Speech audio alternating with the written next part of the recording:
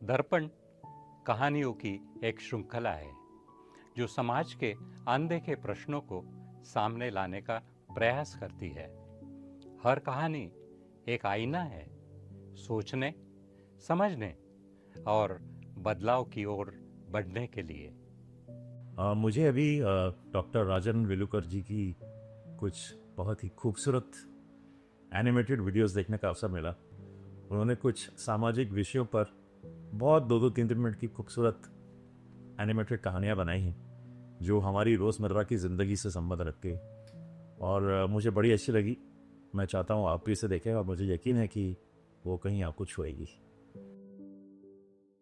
कहानी का शीर्षक है नशे के फूल और साधु गिद्ध। घना जंगल धीरे धीरे शांत नहीं सुन्न हो रहा था। एक दिन एक चिड़िया माँ कांपती हुई साधु गिद्ध के पास पहुंची। उसकी आंखों में आंसू थे पर जुबान में हिचकिचाहट। बहुत देर तक चुप रही, फिर टूटी हुई आवाज में बोली, मेरा बच्चा अब वो नहीं रहा जो कभी था। वह अब देर रात तक घर नहीं आता। उसकी आंखें डराती है और मुझे लगता है वो नशा करता है, नशीली दवाएं लेता है। गिद्ध कुछ पल मौन रहा, फिर धीरे से पूछा, क्या तुमने किसी से बात की? चिड़िया माँ फफक पड़ी, किससे कहती? डरती हूँ, लोग मुझे नहीं मेरे बच्चों को दोष देंगे। स्कूल निकाल देगा, समाज बहिष्कार करेगा। इसीलिए मैंने सिर्फ रोना चुना। गिद्ध की बूढ़ी आंखें भी भीग गई। उसने उस बच्चे से मिलने का निश्चय किया और फिर जंगल में निकल पड़ा। कुछ ही दिनों में उसने देखा कि वह बच्चा अकेला नहीं था। नन्हा खरगोश, तोता, सियार, भालू का बच्चा, कई युवा अब नशे में थे। कुछ अकेलेपन में थे, कुछ दबाव से और कुछ केवल इसलिए कि उन्होंने उम्मीद खो दी थी। कई माँ बाप डर से चुप थे, शिक्षक व्यस्त थे, सरकार के पास आंकड़े थे पर आंसू नहीं, समाज के पास ताने थे पर सहानुभूति नहीं। गिद्ध ने फिर एक विशाल सभा बुलाई। उसका गला रुंधा हुआ था। वह बोला, बच्चे बुरे नहीं होते। बुराई की आदतें तब जन्म लेती है जब हम उनकी तकलीफ़ों को सुनना बंद कर देते हैं।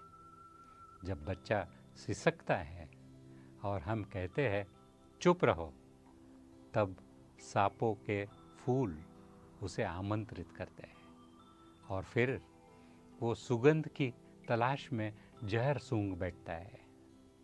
फिर गिद्ध ने सभी से कहा, माता पिता को कहा, बच्चों से डरो मत, उनसे बात करो, सजा नहीं, समझ और साथ दो। शिक्षकों से कहा कि पाठ्यक्रम भले ही बाद में पढ़ाना, पहले ये जानो कि कौन बच्चा आज चुप क्यों है। सरकार से कहा, नीति सिर्फ कागज पर नहीं, हर गांव, हर स्कूल में एक सलाहकार, एक संवेदनशील साथी चाहिए। समाज को कहा कि दोष मत दो, अगर बच्चा फिसल रहा है तो हाथ पकड़ो, उंगली नहीं उठाओ। उसने बच्चों की तरफ देखा और कहा, तुमने गलत रास्ता चुना, क्योंकि सही रास्ते पर कोई दिया नहीं था। अब हम दिए जलाएंगे, हर मोड़ पर, हर दर्द पर।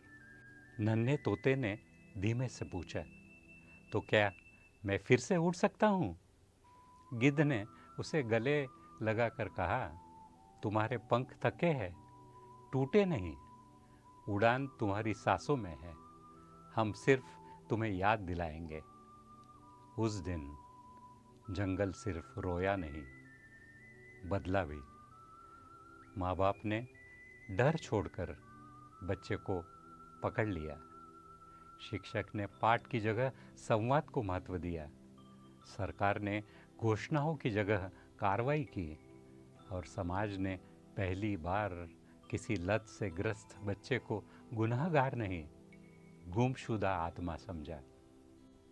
कहानी से सीख, नशा सिर्फ शरीर को नहीं, आत्मा को भी निगलता है और आत्मा तब तक जिंदा रहती है जब तक कोई एक भी आँख उसे समझने को नम होती है।